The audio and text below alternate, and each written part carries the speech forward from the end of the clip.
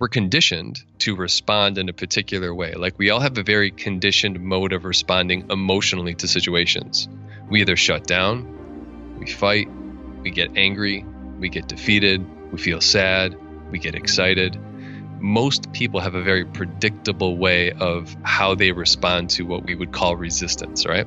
And if you can really understand what those stop signs look like, you can start to just run plays and run experiments on how to really, yes, rewire, but also understand how to set up conditions so that when those stop signs show up, you condition yourself or train yourself to do something different. So when I feel anxious or when I feel tight, I will do 50 push-ups. I will go for a 2-mile run. I will put on Eminem and blast it really loud.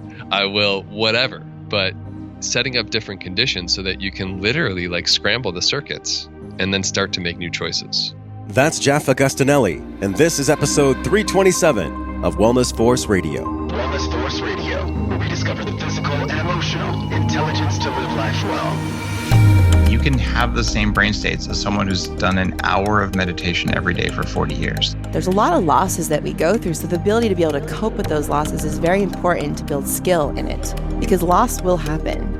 You have to have spiritual courage to really grow spiritually, because if you really want to take guidance from your soul, you have to be ready to realize that many of the things that you're asking for guidance on, your ego has some kind of an addiction to or an investment in. What's up, podcast world? It's Josh Trent, and you're here with us today on Wellness Force. Question for you. Wherever you are, maybe you're walking outside or sitting down, driving in a car, maybe you're in nature. Ponder this. Do you ever encounter resistance? Kind of a silly question. I already know the answer is yes. Resistance is something that is universal for all of us. If you have a big dream, or you have financial goals, or health goals, or relationship goals, let's face it, any single thing in your life that your heart really longs for, there's naturally going to be an internal and external resistance for you to get what you actually want, to be the type of person who can handle it, and to have the embodiment of the qualities that will allow you to enjoy it for the long term. But what's the magic behind this? I mean, what separates the people who can defeat and finally conquer the dragon of resistance? What is it that these successful people do for their bodies? How do they cultivate their minds? And how do they speak words into existence and reality using conscious communication? What is that middle point? The gathering, the applying, and the embodiment, the 3 phases of intelligence that we always talk about on Wellness Force. Now, the answer is surprising, and it's probably something you've never really thought about. And we're learning about this answer as well as other tactical and practical emotional and spiritual tools that can be used to slay this dragon of resistance if you yourself or if someone you care about is currently dealing with that resistance. This is the podcast to share with them. We're learning from high-level performance coach, podcast host, and motivational speaker, Jeff Agostinelli, for his return to the show. This is actually really cool. This is a great moment for me. 5 years of podcasting. Jeff was on the show in 2015, and he has expanded and grown 20 times bigger since then. And this episode, this 20 times bigger episode, is brought to you by our trusted friends at Organifi. They make the Organifi Gold. This is a turmeric lemon balm, superfood adaptogen bombshell that, trust me, will make you sleep like a baby. I know this because I use it on the regular. It's one of my top sleep supplements that I use. It also helps my nervous system and stomach calm down in the evenings. If you have that monkey mind that loops when you're in bed, try some Organifi Gold. I promise you'll love it because we're human. The best thing to do is to take loving care of ourselves, starting with our sleep. Not just the quantity of sleep, but the quality. Give this superfood adaptogen powder a test drive. Give it a free test drive. If you don't like it, you can send it back. But honestly, no one's ever sent it back. I've never had somebody write in and be like, I didn't like this. Everybody loves it. Just go to Organifi.com/wellnessforce. Use the code wellnessforce to get 20% off your order. It's the biggest discount you're going to find across the internet. We're grandfathered in early. You get the savings. We're passing them straight to you. Organifi helps to support the show, and they support your health for less money. Go to Organifi.com/wellnessforce. Use the code wellnessforce to get 20% off. Share that code with your friends, by the way. As many people that need better sleep, or maybe your grandma or your brother, give them the code wellnessforce. Go to Organifi.com/wellnessforce. Use that code wellnessforce for 20% off. So in this episode, we're going to learn about the principles of psychology and how they apply to overcoming resistance, why Jeff ran a 50K ultramarathon. 50K, my friends, that's a long way. We'll explore why resilience and resistance go hand in hand, why Jeff took a year off from his podcast, how that's impacted his trajectory now, and why resistance is described as a mythical force. It sometimes feels mythical, doesn't it? This has one sole mission, this resistance, to keep things as they are. We'll talk about the biological reward of faith. This was really cool. It's why I love podcasting, by the way, learning things like this. The biological reward of faith. This is going to rock your world. Whether you're analytical or spiritual, this podcast is going to deliver motivation for you to secure that long-term inspiration on how to beat this dragon, this fire-breathing dragon. You know, the one that tells you you're not good enough, you can't do it, it's all bullshit. We know this. Jeff and I are going to discover this right here, right now on Wellness Force. Oh, and if you're feeling this inspiration, please do our team a favor. Leave us a 5-star review on iTunes at wellnessforce.com/review, or just go to iTunes directly. Leave us a review. We pick one winner every month. We give them 90 days of Organifi. 90 free days. 90 free days of Organifi delivered right to your door as a thank you. And also, thank you. Thank you for your review from the bottom of my heart for leaving us this review on iTunes. It helps the show reach more intelligent people like you, and it also helps us get the dream guests on, like Dr. Joe Dispenza, which I will be interviewing this year for all of us to enjoy and grow from. All right, let's drop in now with the one and only Jeff Agostinelli. Jeff, welcome to the show. Thanks for having me on, Josh. So good to catch up, bro. Hey, you know what? I was thinking episode 75, which was almost 4 years ago, you were on the show, and we talked about chronic thinking. And today we're talking about something just as powerful, but also just as devious: resistance. The resistance. We've heard about this with Stephen Pressfield, and I think we all experience resistance, man. But before we dig into that, like, tell people what you've been up to since episode 75. Like, what's been going on with Jeff Agostinelli and everything since that you're creating. Episode 75. Oh my goodness. So since episode 75, I'll give you the shorter version. On the personal side, separated, soon to be divorced, stopped the podcast, started the podcast, reinvented personally twice. It's been a very interesting 4 years, but I tell you what, resilience and resistance go hand in hand, right? So it's like a lot of times when we go through transitions and navigating change, resistance is high. What's your cursing policy? I feel like I'm about to start dropping F-bombs. You can just drop it. Use that language that we all use. Okay, good. I can feel it coming. Right. So, it's like resistance comes on strong as fuck, right? So it's just like one of those things that's like, no, like hell no, we won't go kind of thing, right? And it's really our job to just kind of like look that thing in the face and start to go past it and start to be resilient and build up that kind of wherewithal to know how to persist through conditions instead of, succumb to gravity and pressure of the past, right? Mm-hmm. But as far as like what I've been up to, I told you I started doing ultra marathons. I did my first 50K last year. But I also took really a year pause from doing my own podcast, The Next Level, because I was in this kind of like, things in my personal life were reorganizing. And I also realized in my business that I had a lot of resistance to doing things differently. And I had a lot of fear, one of like turning off the show. I didn't want to look like a quitter. And I didn't want to, I had all of these like kind of self-imposed peer pressure assumptions, right? Yeah. I was kind of like imposing them on myself, but they sounded like peer pressure. And at one point I just said, fuck it. And I'm like, I am going to see what happens, because I just deconstructed it, which is, when I do work with my clients and anxiety and overwhelm, deconstructing and reconstructing is a very common practice, right? Like, what is this really?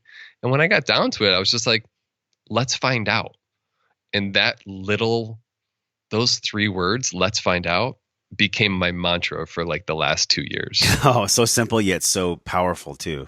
Because anytime anything came up, it's just like, let's find out. I can even think about how in the face of resistance, taking a deep breath and just asking a question like, why actually is this happening for me? Instead of, I think what catches most of us, and we become a slave to the biology, the physiology of the brain. It's like the loops happen for a reason, right? we all get stuck in the thought loops. It's crazy for me that you paused for a year of The Next Level. Like, what were you feeling as you paused the show, and then what made you flick the switch back on? Well, initially I had paused it because, literally, I'll just tell you, like, I was like, all right, I love doing the podcast. My initial intention with the show was I wanted to interview these people who I was reading about their stuff. I was reading their books, and I was like, I want to just dive really deep. And you do the same thing. It's like, I want to dive deeper with these people because I have an uncommon hunger that's almost insatiable for really understanding this stuff to the nth degree. So I just kept doing it. But then at one point I was like, well, really, yes, I love doing it. And it's really a vehicle to drive my coaching business. One of the intentions with it was to bring in people that I could help change their lives through my coaching. And at one point I was like, all right, is this really working? And I said, I don't know. How would I know if it's working? And I literally just started picking it apart, and I go, well, let's do a little experiment. I'm going to turn the show off. Worst case scenario is that I turn it off for a month and I realize I need it. And guess what? I turn it back on. It's really not that hard. Yeah. And at the very worst, I could just, my listeners, I'd tell them like I wanted to do an experiment and see what was actually working. So I turned it off. And from that time, in that 1 year, I just dove really, really deep with clients. And I realized that I didn't need the podcast to acquire clients. That was the biggest realization I had. And it really kind of let me off the hook and almost took a pressure off, because I think too that there's almost this unspoken thing with content creators, right? Where like, we almost feel entitled, right? Like, I'm creating this content. You should buy my service. Yes. Right? You don't know how much work I'm putting in for this. Exactly. It's so icky and gross, right? It's just like, it's gross. Yeah, it's like codependent, right? It's like codependent content creation. So, I know, right? So that really helped me get over it, honestly. And I was just like, I'm doing this because I really love it. And I'm getting clients now. So I'm going to start the show back up. And I started up in a different format. So I'm doing mostly solo rounds, and I'm inviting people on for interviews when I feel really, really compelled to have somebody on. I just actually one's launching this week with Kelly Mcgonigal. She wrote The Joy of Movement. Very, very good book. But anyways, so it's just, it was more of an intuitive hit. Like, it's time to turn it off. It's time to turn it on. Well, that takes a lot of courage, because anybody that's known for something, there's an identity attached to it. So when that identity starts to be questioned, or when, the quote content isn't being seen as much, like, people might raise questions, because we live in this world now. It's such a crazy world. We live in this half digital, half human world. And I find that so many people are feeling connected because of social. But when it comes to actually hanging out in groups, sharing their thoughts, letting the walls come down, and using real words with each other, like, that's the art of conversation. That's the art of connection that is lacking. It is lacking. Mm-hmm. And it's because so many people are feeling the resistance to actually mix up their schedule. Like, go out, get into a new group, sit in a men's circle, sit in a women's circle, and just get over themselves so that they can actually connect. What is that resistance model? Because this is what you work with clients. I would assume, what's your viewpoint on this, the differentiation? It's probably the same mechanism of resistance where people feel embarrassed or they feel shy and don't want to connect in groups in person, and the way that they don't want to succeed in their business. I would assume it's almost the same mechanism in the brain. It is. Here's the thing that you brought up a couple of things that are important. One's identity, right? You brought up another thing is that a lot of people, it depends on the person, right? So if someone's using, let's say, an online platform because they are embarrassed in person, they feel like they're not a good orator, right? They don't speak well. If they feel like they don't build connections well, they're not a good conversationalist. Or if they also feel ashamed or embarrassed about something, or like they have something to hide, they're going to be less likely to come out from behind the computer. Okay? Yeah. But when it comes to identity, if someone's using, let's say, Instagram, for instance, because it seems to be the most common platform where people will present a persona, even if it's not true, right? It's almost like potentially just a picture of their butt with a quote from like Abraham Hicks underneath it. Right. Yeah, that's hilarious. So the thing of it is, it's like if someone's portraying themselves to be, this person on social media and their life is perfect and all this stuff, and it's really not, then they're going to have an apprehension to do things other than that, right? Yeah. But the resistance, I think, more is it really comes down to beliefs, right? Because beliefs drive our actions. If we believe that we need to sit behind a computer and write emails, do posts, do all of this stuff, and that going out and connecting with actual people is a waste of time and it's not going to produce the same results because when I can connect with 10, 20, 30, 40, 50,000 and up people at a time, why would I go connect with somebody one-to-one? Yeah. That one belief, Josh, I'm telling you, is keeping most coaches and most people who have an online business stuck. Why is that? Because I would think they get into it working with people one-on-one, and then maybe they get the taste of reaching more people. Most people don't, dude. I mean, I didn't realize this, but like most people don't start working with people one-to-one, like in person, and then transition to online.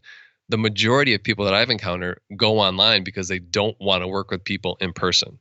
It's a very strange phenomenon. Which is interesting. It's counterintuitive, because you would think that somebody that has a desire to help one person at a time would be just as beneficial and build the same skill set to help as many people as possible online. You would think they would work tandem, like hand in hand. Mm-hmm. Yeah, but I wonder what that's about. I mean, I think there's a lot into it, but I know for me personally, it's like I worked with people one-to-one in person a lot in a number of different modalities, and I went online mainly for location freedom, right? Yeah. Because I have a young daughter, and I wanted to be able to I want to pick her up from school, right? Like I want to do that stuff and not have to like be somewhere at a certain time and be able to arrange my schedule a certain way.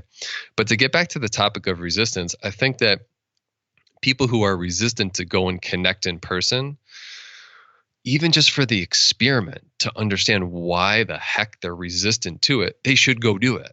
You know, not should in the sense of like, well, you should, but like, why not be curious as to why there's resistance to go and do something? Well, right? I think there's a misnomenclature there, because I think people assume like, oh, if I follow my passion, it's going to be joyous and it's going to be like a light with a harp and an angel guiding the way. And it's just, it couldn't be further from the truth, because I think we've all watched too many Disney movies as kids, and we've all been sold this bill of goods by people like Gary Vaynerchuk, and, you know, hustle, hustle, hustle, grind. And then, you know, eventually it'll all work out once you've put out 5 million pieces of content. But, you know, I don't think, from my experience, and I'm curious how you feel, specifically when you work with coaches or just anybody listening to this show that might want to have their own business, either they're working on it right now or they want to have it one day. Is it really about the quantity, or is it more about the heartfelt quality? I think 100% it's about the quality. Right? Because like you can produce, I mean, how much content is there online? Like we don't have figures for this kind of stuff. It's like in the trillions. It's infinite almost. Yeah. It's like, it's huge, and it's ever expanding every day in so many ways. I know for me personally, I tried playing the quantity game, and it's exhausting. 1, 2, it lacks depth. So I know for me personally, when I started going from like trying to create more to creating something for a specific person, solving a specific problem, it went from throwing shit against the wall to see if it'll stick to how can I help this person overcome this problem? And that really humanized it for me, right? And I can't tell you the number of times where I'll just kind of get a hit to reach out to, like, I'll go through my followers list and actually like reach out to people and message them. And I was just doing it yesterday, and a person that follows me on Instagram was like, I can't tell you, I've been meaning to reach out to you for the past couple of weeks because I've been experiencing this, that, and the other. Right. And like just that one thing, like, I mean, it's just people want to do everything that scales, quote unquote, but they're almost afraid to do the stuff that's actual work. Yeah. Yeah. And to quote, you know, my favorite man on this topic, Stephen Pressfield, I've read that book 3 times, The War of Art. And really, it's probably the best book that we'll link in the show notes. It is the best book for somebody who's experiencing resistance, because he talks about this dragon that he had to slay. You remember this chapter? And he said as soon as he wrote the book, I mean, he had gone through 2 marriages. He was living in a van. Like, resistance kicked his ass. Mm-hmm. And I think all of us can allow resistance to kick our ass, because we all want to like slay our own internal dragon. You know, maybe it's launching a podcast or writing a book or just being a great father or great mother. I mean, there's so many ways that we all slay our dragon. But what do you think the recipe is, man? What's the true recipe for slaying the dragon, for overcoming the resistance? Like, are there core components that we all deal with? Oh, absolutely. One of the best analogies that I can really think of is like driving in traffic, right? So if you're driving, you're conditioned that if you see a stop sign, what do? I stop. Exactly. Yes. Have you ever blown through a stop sign just because you feel like it? Maybe when I was younger. Well, we won't go there. Right. But I think that a lot of our behaviors and our patterns are the same way. We're conditioned to respond in a particular way. Like we all have a very conditioned mode of responding emotionally to situations, right? We either shut down, we fight, we get angry, we get defeated, we feel helpless, we feel sad, we get excited. Most people have a very predictable way of how they respond to what we would call resistance, right? Mm-hmm. And if you can really understand what those stop signs look like and how to notice them when they show up, you can start to just run plays and run experiments on how to really, yes, rewire, but also understand how to set up conditions so that when those stop signs show up, you condition yourself or train yourself to do something different, right? So let's say when I feel anxious or when I feel tight or when I start to worry, I will do 50 push-ups. I will go for a 2-mile run. I will put on Eminem and blast it really loud. I will whatever. Those are some of mine. But setting up different conditions so that you can literally like scramble the circuits and then start to make new choices. So let me just unpack that a tiny bit. Because one thing that is fascinating to me is this concept called trigger action response. Mm-hmm. And so I guess we could put a trigger being like, oh my gosh, I feel anxiety, overwhelm, or fear, or resistance itself. And that's a trigger. And it could be looking at a report, looking at our bills, having a talk with a spouse that's uncomfortable. Like all of these things, we encounter resistance.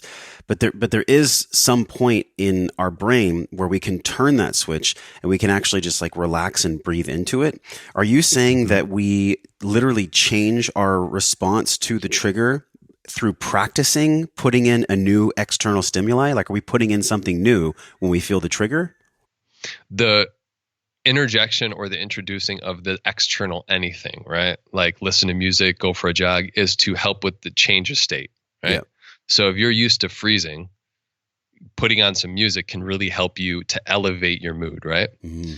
And then to take the new action after that. So yes, it is replacing it, but it's not directly replacing it. Like most people try and kind of like fight thoughts, right? Yeah. They're like trying to replace, they're like going toe for toe with thoughts, right? Like, well, I can't do this. Well, I can do this. Well, I can't do this. Well, I can do this. It's like, yeah, I don't know how much you want to affirm that, but you might just want to go do it.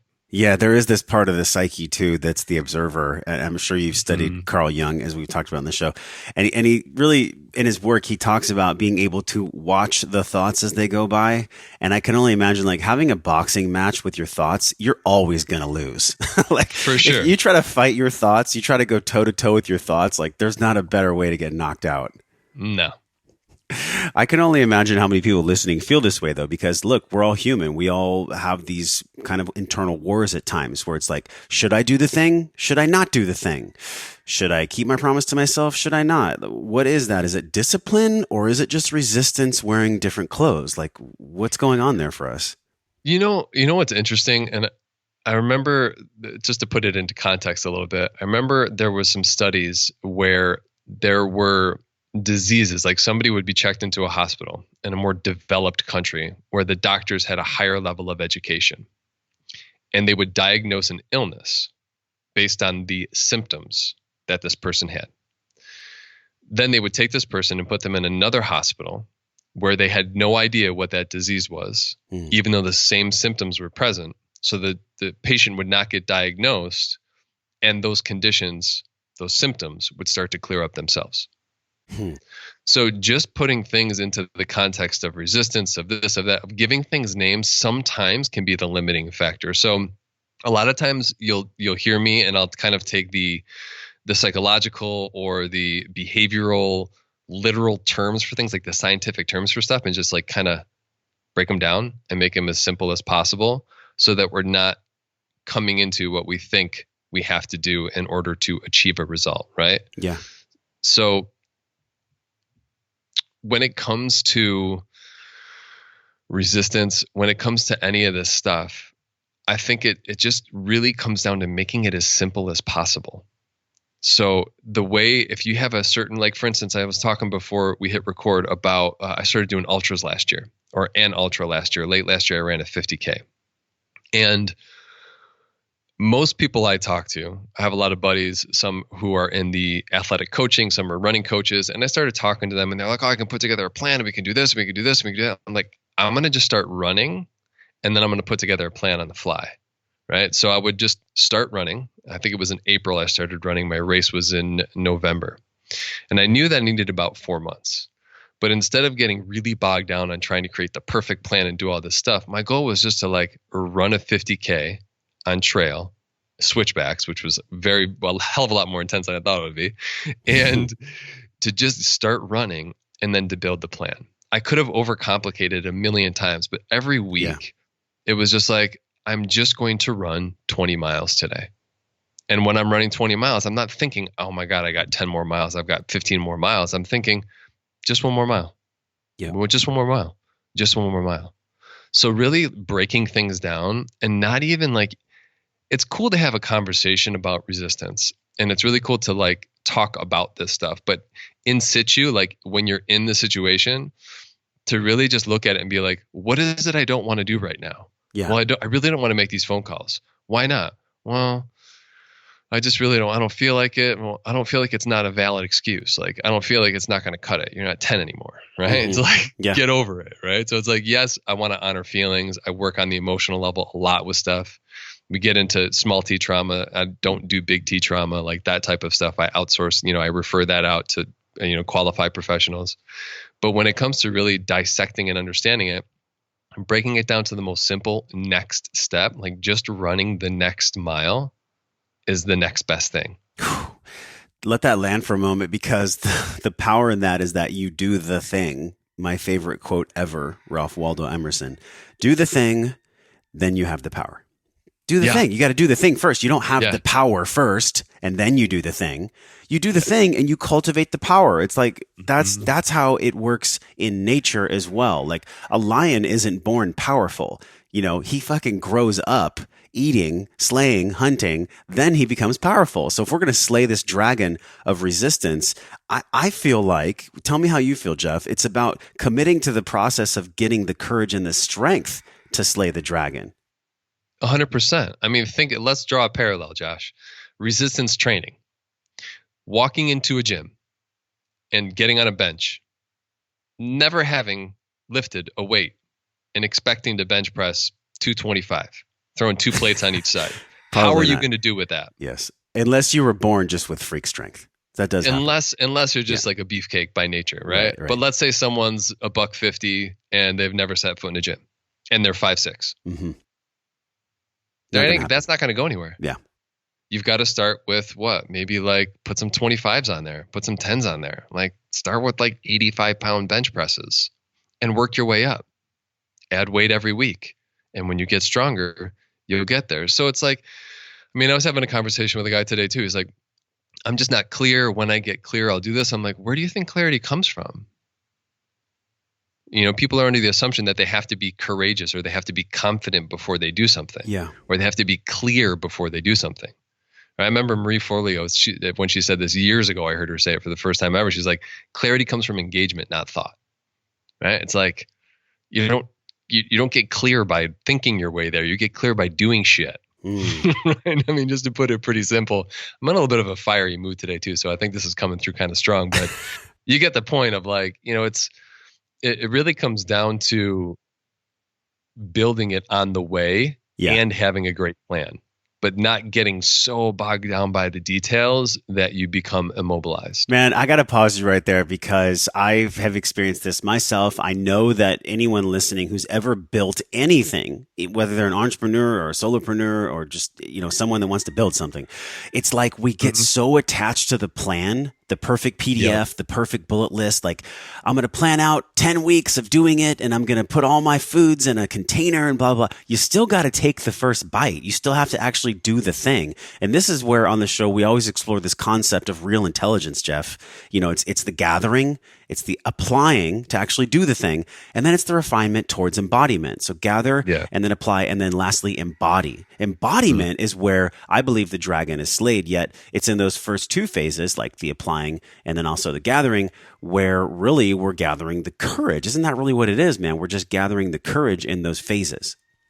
Yeah, I mean, I think the dragon's the lack of something, right? So it's displaced by the acquisition of the characteristics that you get by doing something. Yeah. Right? It's not you're not going to just like sit and meditate your way to success. If it was that easy, everyone would definitely be doing it. If all we had to do was sit and meditate, people would be meditating for hours a day. But there is something you mentioned earlier that was powerful for me. You said resilience and resistance go hand in hand. When I think of the word resilience, I think of a really strong tree that gets blown by the wind, but its roots are so deep that it doesn't snap. How do you define resilience, and how does the resilience aspect in building that help us slay the dragon of resistance? Well, I love Rick Hansen. He wrote Buddha's Brain, Hardwiring Happiness. He wrote a book called Resilient, actually. And it goes through all these different qualities of resilience and how at the base of it, it's establishing safety, right? So I think that resilience has become just like mindset. I don't like that word. Just like the word mindset has become this benign thing that people throw around. Even like mindset. It's such a blank. It's such a blanket statement. Work, right? It's like mindset.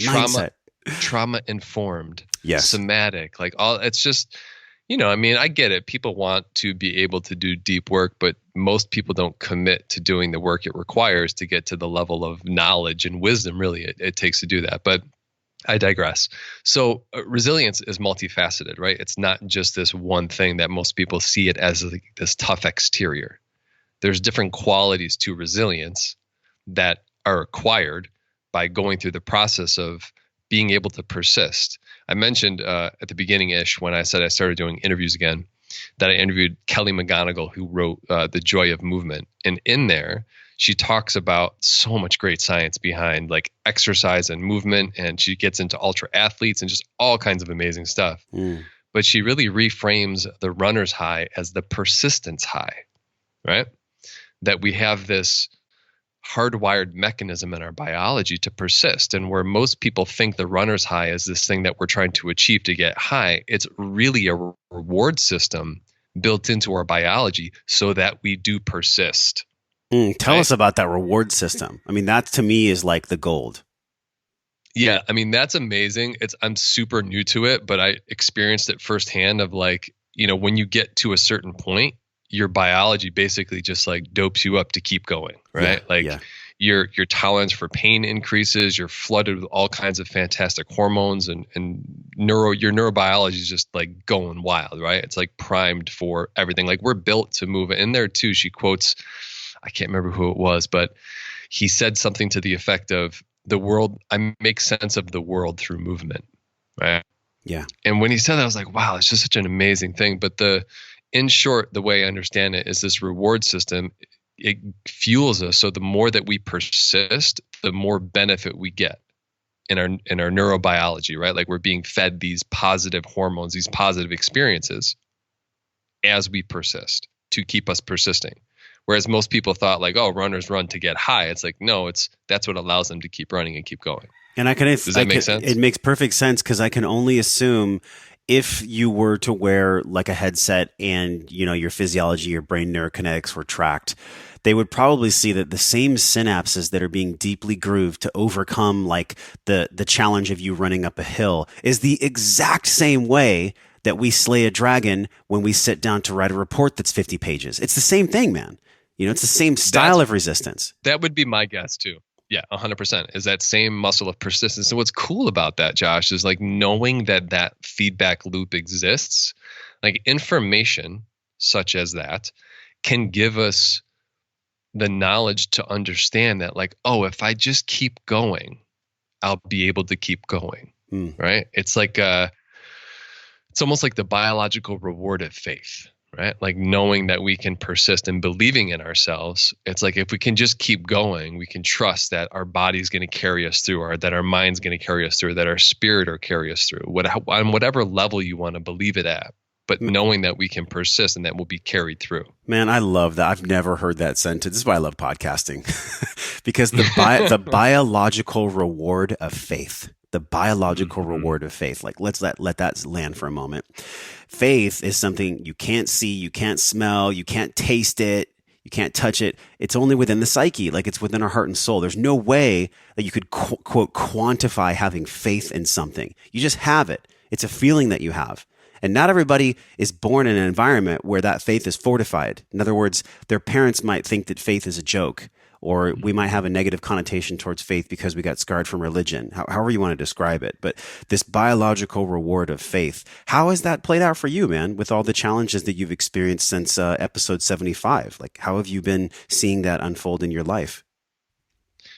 Yeah, it just comes down to the fact that, like, when you experience enough miracles, honestly, I call them, like when it always works out no matter what, you just start to believe in something greater, right? So it's just like that muscle gets built up. Like the more trials and tribulations that you experience, and the more you are able to not buckle under pressure, and the more, I'll just speak into it, from the first person of like, the more I was able to really just like move through each experience and look at it, same thing, deconstruct and reconstruct, right? Like break it down, like, okay, what's really happening here? Okay, cool. How do I feel? Wow, like panic, like my chest is tight, like I'm breathing shallow, I'm kind of shaking. Well, what can I do right now? Can I do something about this? Yeah. And like slow is smooth, smooth is fast, right? Like, that. Mm-hmm. It's the same thing as the same thing with our biology. Like if we can slow down long enough to just be present with what we're feeling, with what we're thinking and what we're experiencing, just continuing to exercise our ability to take the next step. I tell you, what's proved my faith over and over again is the ability to just take the next step, knowing it's going to work out, and then having a conversation with somebody that's completely unrelated to what I was thinking, or having a conversation with somebody a week ago and having it reflect almost identical to what we were talking about, right? Mm. Coming from, you ever have those conversations where someone just like spits out like everything you were just thinking or saying to somebody a week ago, and it was a completely unrelated conversation? That has happened multiple times. Yeah. So it's just like synchronicities when they start to show up. For me, those are just like the breadcrumbs from the universe, right? Like Jessie May Wolf, she has a Heart Rise movement, and she calls them winks, right, from the universe. Like these little winks of just like, I got you, right? And we all feel a certain way when those happen. It's almost like a little flutter in our heart and throat. Absolutely. So it's like, oh, I'm on the right path now. That's evidence that I'm on the right path. But sometimes, man, there can be months at a time. For some people, Jeff, let's be honest, even years that go by where they don't feel that biological reward of faith. They don't get the winks. They don't get the little flutters. Like for those people, there can be, just Dispenza talks about this, where people get addicted to the thought processes of joy and of pain equally. So these people can get locked in to like 12 months of pain, knowing that it's, quote, normal. It becomes a new baseline of normal. Like, how do you work with people that might be stuck in that type of linear loop? That's a great question. Actually, recently we wrapped up October, November, like November-ish. I was working with a guy. He's in his mid-60s, and something he had said right towards the end of our 8 weeks working together is like, he said he got more moved in his life in 8 weeks than he had in the prior 3 years. Not only that, but like he wrapped up, there was a potential divorce that was kind of in the air for like 19 years. There was like a ton of stuff that was maybe happening or in transit or in transition that was just like there and not doing anything. And we moved all of those mountains literally in 8 weeks. And like I said, it's a lot of what I've been saying today, but here's the thing. And I was having a conversation with somebody about this today, is that a lot of people need like, not a drill sergeant, but somebody that's going to be like, call them on their shit. Like when they're like, you can hear when somebody's tone drops, they're like, it's like, no, fuck that. No well. Like, don't be digging a well. I didn't say dig a well. I said do this. It's like people need some redirection. A lot of the times it's gentle, and sometimes you got to be willing to take out the sledgehammer, right? Yeah. And just like shatter those beliefs in a super fucking loving way. Yeah. And sometimes love looks like, dude, you're kidding yourself. And if you keep doing that, people in your life are going to suffer forever. So are you ready to change, or are you going to be a little bitch? Sometimes love swings a sledgehammer. Yeah. Like that's the reality of it all. Because love isn't always this like puppy dog candy cane ice cream smoothie. Like I don't know why puppies would be in a smoothie, but you know what I mean? The puppy's outside the smoothie, y'all. But what I'm talking about is like, I guess we just, and myself included in this for sure, even now in my business, my relationship with myself, it's like sometimes I project this should be like this, or it's supposed to be like this. And then when I meet that resistance of what actually is, what happens for me is there's growth. It's like, okay, well, let me just actually look what's going on right now, and let me have a preference of what I actually want. Like, for example, I might want to have 1 million downloads on the podcast, but if it's not even close to that, like I get to actually see what's there. I get to actually take really what I call an emotional inventory. I'm sure you have some type of an inventory process when you take someone in, specifically someone, let's be real, who's really, really struggling with resistance. Yeah, absolutely. Honestly, I call it getting sober. Right? It's like you got to get sober with the facts, right? Like you got to really look at what's true right now. And most people, to be honest, Josh, like when they look at what's true, they feel super helpless. And that's why a lot of us ignore pain, is because we feel like we can't do jack shit about it. And that right there is one of the most painful emotions, I think, personally. Like feeling helpless, or feeling like you can't do anything to change your situation. It's not real. It may be hard to believe that it's possible to turn things around, and you may have tried some things, but nothing's impossible. This almost feels in a way like CBT, cognitive behavioral therapy, where there's an emotional inventory first, and then there's a guided action plan to get someone over the bridge. But you're not a therapist. Like, how would you describe yourself? I mean, in a way, it almost feels like you're a therapist, but I know you're not. I know. Well, it's funny because my background, my undergraduate was biology, and I was pre-med, and I wanted to be a neurosurgeon. That was like my path, right? And then I told this story on the first episode. What was it, 75 or something like that? Yeah, episode 75. But I'll tell the short version is that like basically what happened was I was on the track for Western medicine.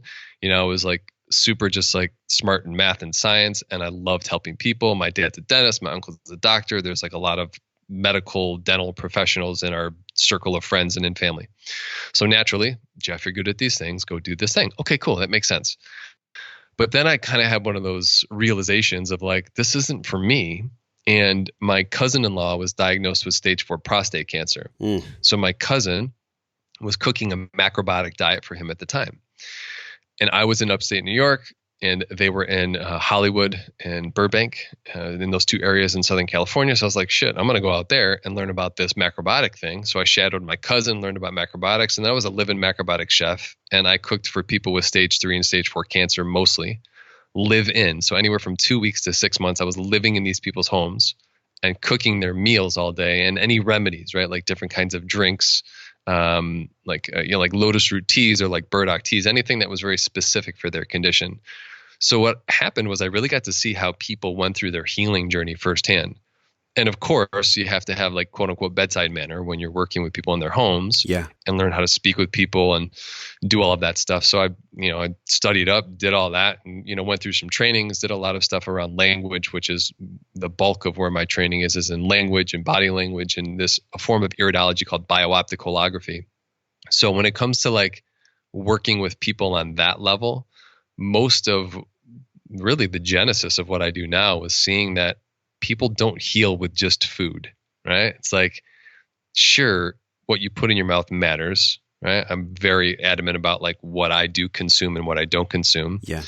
But moving from that situation to then working for people who were just, had the money to afford a private chef, to then moving into helping the company where I did life coaching and personal development, all that stuff, helping them bring all their stuff online. So moving more into like the business role, I kind of played both sides, right? So all of the training that I got was from all of the chefing, right? And working with people in macrobiotics, and then working at the Kushi Institute for Macrobiotics, which was a macrobiotic training center in Massachusetts, a retreat center. And then at Gabriel Cousins' Tree of Life Rejuvenation Center, doing the same thing with raw food, and helping people on their healing journeys that way. Basically, I just worked with a ton of people in a ton of different ways, and just kept what worked, and what didn't work, threw it out the window. So it's like most of my training has been on the ground, working with people, and self-study, interviewing, and going through a lot of trainings. What's fascinating to me is that there are so many people that call themselves an expert or a coach or whatever it is, and they're like, 20 years old. And I'm not saying that that's bad, because I think what they're doing is, it's admirable. They're trying to help people, but there's just not enough life that's transpired for them to put in the reps. Like the repetition of learning hasn't had time to lay down the network in the brain. And so when I think about this concept of truly being of service to people, you work with people using the language that their mouth is using, the language that their body is putting out, but also consciousness and emotional intelligence. When we look at these four concepts, those things take decades to evolve and be refined. And I think when I see you out there in the world working with the athletes and with the performers that you work with, is it the case that people that are younger, that are doing their very best, when they stack up to somebody that's had decades in the field, how do you actually navigate those waters when somebody comes up to you and says, Jeff, I want to have the skills that you have. I want to do what you do. Like, what is the path for them to get there? I think it's just the same as what we've been talking about. Just do it. You know what I mean? It's like go and do some type of quote unquote certificate. I'm not huge on certifications, because it's like so many people are like, have like 7,000 letters after their name. Yeah. But like don't know how to work with people. I'm a lifetime learner. In fact, my parents always joke, they're like, you're always going to be in school. I'm like, yeah, I love to learn. And it's like, I feverishly read, and I'm always doing research, is because like, that's just like, I want to know more, because times change. Like you can't, learning never stops. So that's number one. So like commit to a lifetime of learning, and just learn how to help people. So find a system that you want to get trained in, and start to get trained in it, but make sure that you're working with people along the way. Right. And I always say, find a coach, find a mentor, find somebody who has like a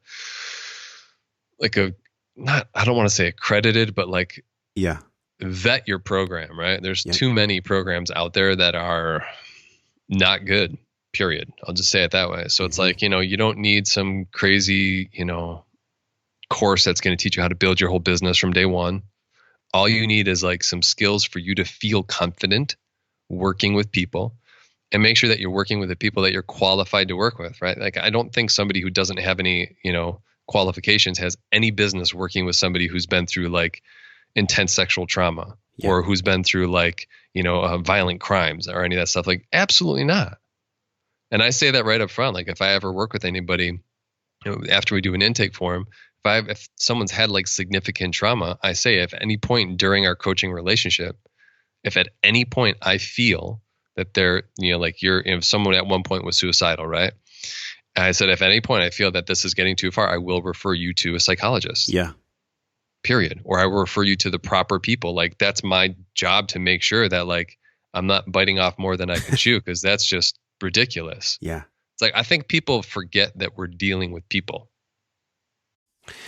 For me, when I hear you say that, it's so obvious, but we live in this scientifically focused, logical, everything's got to be a certain way kind of world. And it's all bullshit. I think we're seeing everything being shook into the ground right now. Like, I don't care what system you experience or feel. It could be the medical, the pharmaceutical, even food. I recently partnered with an organic superfood company, and it's just blowing me away the way that people have this negativity bias towards how organic is so expensive, or how taking care of yourself is so expensive. But what they don't realize is, on the other side of it, it's 5 and 10 and 20x more expensive to not take care of yourself, possibly spending a few more dollars now. It's like, it's so crazy, Jeff, the consciousness and the awareness of people here in this world. And I think that same thing applies to getting out of their own way and resistance. How do you feel about resistance being one thing that multiplies into almost everything that people see? I mean, it has exponential returns, right? Like if you can eliminate resistance, it's like Pandora's box, right? Like once you take the lid off of resistance and start to unpack what you're resistant to, it bleeds over into everything else. Literally, it's like, oh my God, like I thought that was really hard and I thought this was going to happen. Like if that's true, then like what else was I telling myself that was bullshit, right? Yes. It's like, it becomes this thing of like, I know for me it did, right? It was like, I remember I did a half marathon years ago and it was really hard. And I was like, a combination of that plus my wife at the time was like, oh, that's a lot of time running and this, that, and the other. Like it was just like not fun. But then I started to realize like a couple of years ago, I was like, I need to pick a sport and I want to run. And I just did the same thing. I was like, well, let's find out. I'm going to start running, got the proper footwear, started running. And I realized after I remember one day it was like super hot out. And people were like, why do you run in the middle of the day? I was like, because I love the sun beating on me and like sweating like crazy. It's like 90 degrees and I'm running 14 miles at 1:00 in the afternoon. And I was just like, I love it. And then I was like, wow, I thought I hated it. Wow, I never knew I could run 14 miles. I'm like, what else could I do? It's like, I'm going to do an ultra. And then people are like, what? I'm like, yeah, I'm going to do a 50K. And they're like, that's insane. I'm like, okay, well, I'm going to do 100 miles next year. So it just becomes a thing of like, well, Yes. why not? Like, let's play. Let's see what's up. Man, the same thing applies to public speaking, doesn't it? Or doing videos or anything. Like last year, I was on the stage at the Paleo conference, and I'm up there with the heavy hitters in the industry, and I'm feeling nervous, and I'm like, who am I to do this? Imposter syndrome, blah blah blah. Then I get through, I do my breath work, and I'm finished with it, and I'm like, oh, let's do that again. Like it was such a high, and it was so fun, but yet before it happened, the conversation in my brain, the resistance was so severe, and it was almost paralyzing at certain points. And I wonder, is this really just, what Jordan Peterson talks about, systematic desensitization? Can we just slowly inch, step by step, brick by brick, day by day, with accountability through a coach like you, with accountability through community or group, because nobody's a lone wolf. I don't care even if you identify as one, you're actually not. Is that really what it is? Is it that simple, but not that easy? I think it's incredibly simple, and it's definitely not that easy. I mean, you bring up public speaking. I remember the first time, I'm easy with it now. Well, depending on the size of the crowd, but I'm pretty easy with it now. But I would nervously shake. I would sweat. I would drip sweat. Yeah. Oh my God. I'd sweat like a disgusting beast. Oh my God. But the thing of it is too, Josh, is like, tell on yourself, right? Like if you're nervous, like you might not have to do it if you can get past it. But like, if it does get to a point where it's almost crippling, you go out and you're like, I'm kind of nervous, right? Or it's like, I was just backstage and I was just thinking to myself, man, I hope I don't fuck this up. Make a joke. Like there's always a way to not talk yourself off the ledge, but decrease the perceived severity of the consequences of fucking up. Because it's like, what's the worst that's going to happen? Yeah. Right? Like you mess it up. So what? Next time you do better. What's the best thing that can happen? Like you help somebody, right? You save some. You never know. Like I've had so many people be like, wow, like you literally just saved my life with what you just said. And I'm like, oh, interesting. A week ago, I thought I wasn't helping anybody. It's like, so as long as we keep showing up and doing the things that we know to do, even if we're scared of it, we're doing our duty. Jeff, there's like 5 or 6 Twitter quotes that you've dropped that are bars of gold. So these show notes are going to be epic. And as we taper down here, man, I want to ask you this question about this personal vendetta that I think sometimes people feel when it comes to resistance. Pressfield says in his book that resistance does not have a personal vendetta against anyone. Rather, it is simply trying to accomplish its only mission, to keep things the same. That is a big one, because everything we've explored is around truly looking at why the resistance is there, what it actually means, and how can we support ourselves with courage and accountability to get through it. But I do think that it's worth noting, sometimes I might feel, you might feel, somebody with us in this podcast, they might feel like this is personal. It's like this resistance feels so fucking personal that it can't be that anyone else feels this. It has to be just me that feels this way. There's a certain psychological underpinning to that. And I'm curious how you feel about that and how you work with people that might feel that this resistance is personal, like a personal vendetta. Yeah, I think behind that too, though, is that like my situation is special or my situation is unique. Like nobody else experiences this but me. And I cannot honestly, I'm just doing it on the spot, but I cannot think of any time where that is actually true. It's just not true. Mm-hmm. It can't possibly be true. Everybody experiences resistance, fear, and it's not personal, right? So it's like, it could feel that way because it was imposed from others at some point in time. So it could feel like an attack against, right? But it could also be self-imposed, right? Like so many times beating ourselves up for not showing up, or so many times feeling disappointed because we said we were going to do something and we didn't, right? But like, I think the easiest way out of feeling backed in a corner by anything is to get it out in the open, right? So that's why I say tell on yourself. It's just like everybody needs people. I was one of those folks too who was like, I don't need people, I don't need this, I don't need that. Fuck that, man. That's such bullshit. You know, it's like people need people, right? Like the same circuits that work in like the runner's high and like that same feedback loop is the same with connection. Yeah. Like connection is fuels us as humans. So, like shame, blame, guilt, any of those seemingly negative emotions can only exist in darkness. So just get that shit out into the light. Jeff, I'm thinking of like the nutrients. It's funny, you're a macrobiotic chef and you help people heal. And there's this really cool connection I just made. The nutrients that we get in food, the nutrients that we get in water, it's the same with human connection. Like if I'm lacking, if I'm nutrient deficient in human connection, it's just a matter of time before I become sick. And then there's no way I'm going to be able to overcome any kind of resistance, achieve any kind of dream. I think at the base of this conversation, and really even how you and I became friends and why we do our podcast, is this thirst, this real hunger for the connection of what the hell we're doing here. Like what is this life all about? Why are we here on the planet? And I just come all the way back, especially when I've done like different plant medicine ceremonies or just had challenges in life. When I get beat down to my knees and there's nothing else to focus on, it's like the only thing that's there is love. That's it. Even when we go through adversity or even when we get stabbed with the sword of it, like the only thing that we bleed out is gratitude. And it's gratitude for just being here, just the actual fact that we're here. Where do you go when you get beat down to your knees? What's your awareness when life's challenges are so hard that you question whether or not you should be here or why we're here in the first place? A great question. I remember I was in a men's group a little while back, and my friend at the time who was leading the men's group was asking everyone a question like, what's your superpower? And I said something to the effect of like, man, I can just love the shit out of God. Like I can just love creator, source, all that is like to no end. So like, I know for me, I think it's just over the years of, I had a very colorful past, like drug addiction, all kinds of crazy stuff. Never went through like formal sobriety or whatever, so to speak, but like haven't touched anything in years.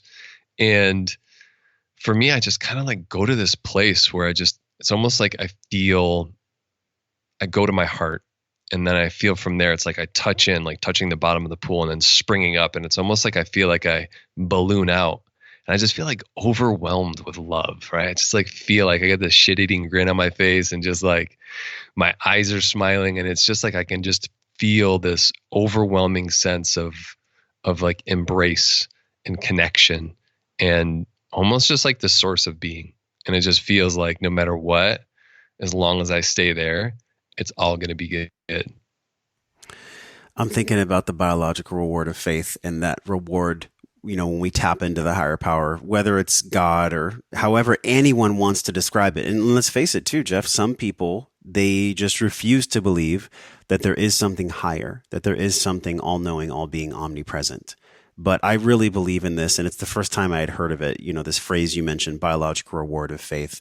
I think that can be just as healing, just as nourishing, our connection to a higher power, as it is when you and I connect in a community. What are the advantages to believing in something higher than ourselves?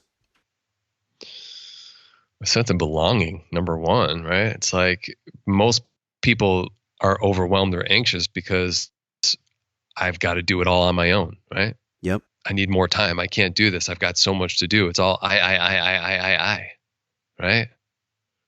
So believing that there's something greater, it's like you don't have to go it alone. And, I'm not like, I grew up, I went to Catholic school for like 13 years. I actually have my great uncle was canonized for sainthood. So I actually have like a saint in my family, which is kind of crazy. But like, I'm not religious by any means. But I definitely feel like a massively deep connection to something or somewhere or someone. I'm not sure what that is. But I know that for me and anybody else I know who is of strong faith in any way, shape, or form, there is this just infinite presence that emanates. And it's just this feeling that I don't know why anybody would not want to feel that way.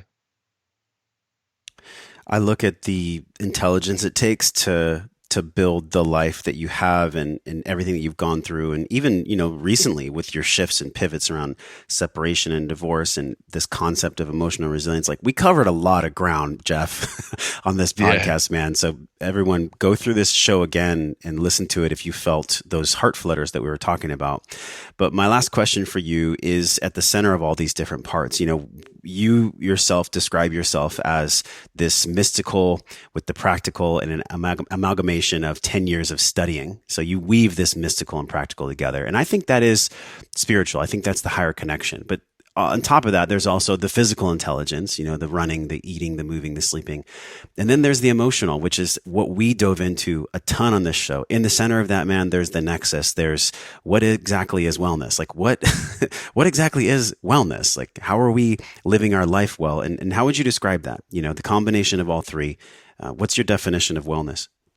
I think we have to define it, bro. Like I really, really do. I was on a run yesterday and I'm actually recovering. I have an old knee injury that flared up from the rock climbing days back in the day. And it's good now. Like I started running again a couple weeks ago. I was coming up the hill yesterday and I was thinking about this. I'm like, words, I love words. And they're a great holographic representation of where we are in belief, thought, and being, right? But also we get to define all of this stuff for us. So like for me, wellness is, it's so funny because like I love words, but it's like for me, wellness is being able to well up with that feeling I described earlier. Like that's wellness for me, right? At the base. Also for me, wellness, my definition at this current moment in time is knowing that like I can throw my sneakers on and run out the front door and stop when I feel like it. That may be 20 miles, that may be 50 miles, that may be whatever.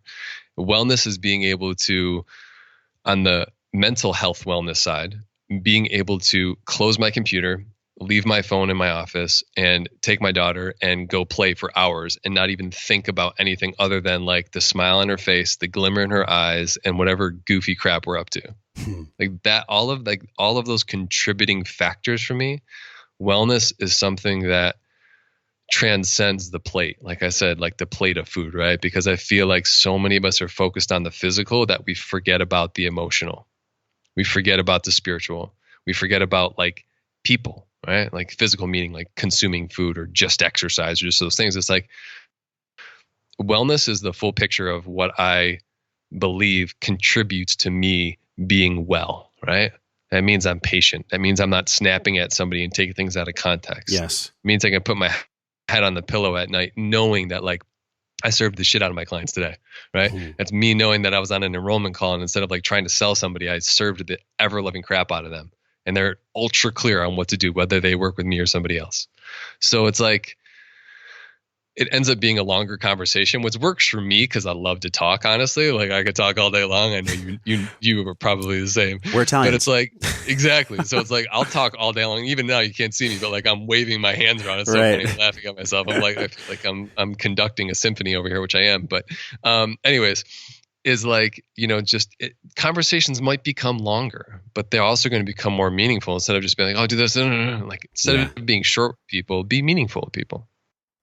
Wow, so many gems, Jeff. And if people are feeling that little spark or maybe big spark of inspiration to work with you, to reach out to you, jeffagostinelli.com is the website. It's going to be linked in our show notes page. But what did we miss, man? What did we miss for somebody that's having a hard time slaying the dragon of resistance? I mean, just my heart to yours, like if you're having a tough time, like just know you're not alone. And everyone struggles. Doesn't matter what they look like on social media. Everyone's got their shit, and everyone's shit stinks. Even if they say it doesn't, even if they have poopery, right? Like it's still Tony Robbins takes a shit for sure. Yeah, exactly. So it's like, just know you're not alone, and just know all you got to do is reach out, even if it's a friend, family member, and like there's nothing to be embarrassed about, right? So it's like, if you want to connect, if this resonated with you and you want to connect, come, I do plenty of stuff on Instagram, on Facebook, on the podcast, on my website. And tune in, and if it resonates on a deeper level, just reach out and we'll have a conversation. And if I feel I can help you achieve what you want to achieve, or like overcome anxiety, overwhelm, and really get past resistance, because that's honestly like the slippery little bitch of them all, then reach out and we'll have a conversation. And we're going to be talking about you more in Wellness Force Group at wellnessforce.com/group. Jeff, thank you for what you do in the world, man, because it's more than just creating resilience. It's creating that well, like you described, that well inside of us where we actually have the capacity to be resilient, the capacity to slay the dragon. And ultimately, I think really, man, just the capacity to love. So thanks for coming on the show, Jeff. You're super welcome, my man. Thanks for having me. Hey, thanks for listening to the show, my friend. Everything you learned on this podcast starts with your morning practices. So from over 300 world-class guests, we pulled together 6 simple yet powerful morning practices down into a 21-minute system, guaranteed to increase your vibration and the way that you feel every day. Get this free, powerful guide over at wellnessforce.com/M21. And if you love this show, share it with somebody. Share it with somebody that you love or that you care about. You can support the show easily by leaving us a 5-star review on iTunes. Just go to wellnessforce.com/review, or if you're on your phone, just tap it, hit the link in purple that says review this podcast. And the journey does not stop here. We're continuing this discovering process in our private Facebook group over at wellnessforce.com/group. You can be a part of it. You already are. All you have to do is join us at wellnessforce.com/group, and I will welcome you at the door. Now go out into your life and live your life well. And until I see you again real soon, I'm wishing you love and wellness.